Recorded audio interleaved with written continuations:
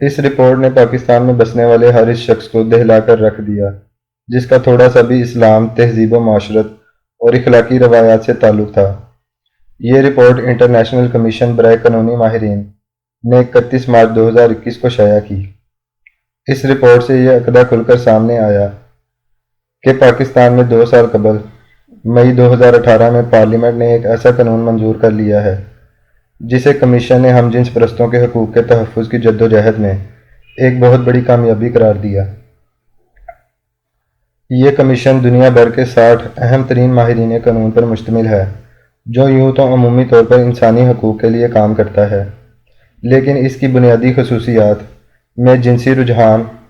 اور صنفی شناخت وغیرہ شامل ہیں۔ یہ دونوں LGBT کے عالمی ایجنڈے کی اہم شقیں ہیں، اس لیے اسے دنیا بھر میں ٹرانسجینڈر کمیونٹی کے حقوق کا محافظ اور نگہبان تصور کیا جاتا ہے۔ کمیشن نے پاکستان کے اس transgender persons protection of rights act 2018 کو ایک ایسا سنگ میل قرار دیا جس کی پاکستان کے اسلامی آئین کی موجودگی میں منظوری بہت بڑا کارنامہ تھی۔ سوئٹزرلینڈ میں قائم ادارے کی اس رپورٹ میں پاکستان کے ٹرانسجینڈر اور ہم جنس پرستوں LGBT کو آئندہ کا لائحہ عمل بھی بتایا گیا ہے کہ وہ کیسے اس قانون کو ایک سیڑھی کے طور پر استعمال کر کے آگے بڑھ سکتے ہیں۔ اس رپورٹ کے تناظر میں جب بل کی تدوین اور ترتیب کا مطالعہ کیا تو خوفناک حقائق سامنے آئے۔ اس ٹرانسجینڈر ایکٹ تک پہنچنے اور اسے منظور کروانے کے لیے انتہائی چالاکی اور عیاری کے ساتھ ایک منظم طریقے سے کام کیا گیا۔ پاکستان میں پرویز مشرف کی آمد ایسا مرحلہ ہے کہ اس دن سے اس ملک میں اسلامی تصورات اور تہذیبی اخلاقیات کو معاشرے کی جڑ سے اکھاڑنے کا آغاز ہوا۔ مغربی ممالک کے سفارت خانے براہ راست پاکستان میں NGOs بنوانے اور انہیں بھاری رقوم گرانٹ کی صورت دینے لگے۔ آغا خان ڈونرز ڈائریکٹری کے مطابق پاکستان میں آج بھی 3 درجن کے قریب ایسے مغربی سفارت خانے کام کرتے ہیں جو براہ راست NGO سے درخواستیں وصول کرتے ہیں اور انہیں مسلسل سرمایہ فراہم کرتے۔ ان NGOs میں سے لاتعداد ایسی تھیں جنہوں نے انسانی حقوق نسواں اور جینڈر تفریق کے نام پر تنظیمیں بنانا شروع کیں اور ایسے افراد کو ملازم رکھنا شروع کیا جو یوں تو پیدائشی طور پر مرد تھے لیکن انہوں نے جنسی ملان کے تحت عورت کا لبادہ اوڑھ رکھا تھا۔ یہ اپنے آپ کو خواجہ سراؤں کے ساتھ منسلک کر کے اپنا اصل ہم جنس پرستی کا روپ چھپاتے تھے۔ ان میں سے بے شمار ایسے تھے جو پڑھے لکھے تھے اور اپنے جنسی رجحان کی وجہ سے ہی انہوں نے یہ روپ دار رکھا تھا۔ یہی وجہ ہے کہ انہوں نے آہستہ آہستہ کھل کر ہم جنس پرستی LGBT کے عالمی ایجنڈے پر غیر محسوس طریقے سے اپنے کام کو آگے بڑھانا شروع کر دیا۔ اس کام کے لیے انہیں 2 پلیٹ فارم میسر آ گئے، ایک انسانی حقوق کمیشن اور دوسرا عورت مارچ۔ پہلے انسانی حقوق کمیشن کی سالانہ رپورٹوں میں ان کا تذکرہ شروع ہوا اور پھر ہم جنس پرستوں کے مخصوص 7 رنگوں والے جھنڈے عورت مارچ میں لہرائے جانے لگے۔ گزشتہ کئی برسوں سے تو باقاعدہ ٹرانسجینڈر ہی نہیں بلکہ براہ راست مرد اور عورت کے ہم جنس پرستوں کے حقوق والے پلے کارڈ بھی عورت مارچ میں دکھائی جانے لگے۔ خواجہ سرا کمیونٹی کی آڑ لیتے ہوئے 2009 میں ڈاکٹر اسلم خاکی نے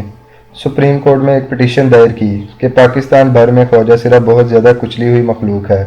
اور اسے زندگی کے ہر مرحلے پر اذیت اور پریشانی کا سامنا کرنا پڑتا ہے۔ سپریم کورٹ نے اس درخواست پر فیصلہ دیتے ہوئے نادرا کو ہدایت کی کہ پورے ملک میں خواجہ سراؤں کو مخنث کے طور پر رجسٹر کیا جائے۔ کسی قانون کی غیر موجودگی میں نادرا کے پاس پیمانہ صرف ایک ہی تھا کہ خواجہ سرا کسی نہ کسی طرح میڈیکل یعنی طبی بنیاد پر یہ ثابت کریں کہ وہ خواجہ سرا ہیں۔ یہی وجہ ہے کہ پورے پاکستان سے صرف 4000 خواجہ سراؤں نے اپنے آپ کو نادرا کے تحت رجسٹرڈ کروایا اور انہیں ایکس کے شناختی کارڈ بھی جاری کیے گئے۔ بنیادی وجہ یہ تھی کہ پورے ملک میں چوراہوں، گلیوں، بازاروں وغیرہ میں جو خواجہ سرا گھومتے پھرتے نظر آتے، ناچنے گانے کی محفلوں میں دکھائی دیتے ہیں اور NGOs میں کام کرنے والے جو بظاہر خواجہ سرا بنے ہوئے تھے، ان میں اکثریت ایسے افراد کی ہے جو پیدائشی طور پر مکمل مرد ہیں، لیکن اپنے طبعی ملان کی وجہ سے عورتوں کا روپ دھارے ہوئے ہوتے ہیں۔ اس طبعی ملان کو نفسیات میں جنسی کجروی کہتے ہیں،